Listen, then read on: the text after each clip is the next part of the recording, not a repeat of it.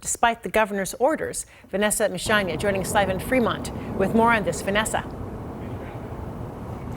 Joyce, good evening. So Foyt's original plan was to have the concert here at Gasworks Park, but of course the city closed the park today on Labor Day in anticipation of big crowds. So instead, Foyt moved the show about a block up away from the park on Meridian. He called it a worship protest and attracted hundreds of people.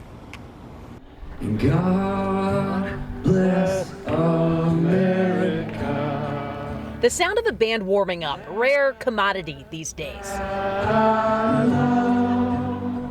The front man is Sean Foyt, a worship leader who's actually been getting a lot of gigs in lately and also coming under fire for them as a part of his Let Us Worship series. He set up on Meridian Avenue in Fremont after his original plans to play at Gasworks Park were detoured thanks to the city's closure of it to discourage crowds. I think it's awesome what Sean's been doing. McKenna and Katie drove up from Puyallup to see him. Just that we're all getting together like a group of believers and we're still like singing, and still worshiping God, because I feel like the church is kind of under a lot of persecution right now.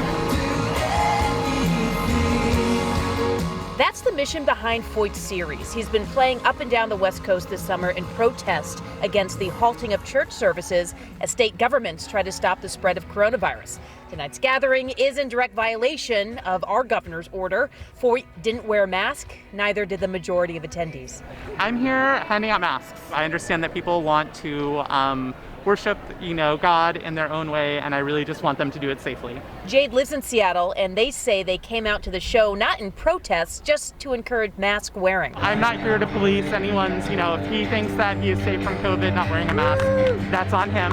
I haven't been scared this whole time. Of course, I feel for the people who have lost family members, but I'm not worried. For those like McKenna and Katie, it comes down to exercising faith they feel they haven't been able to.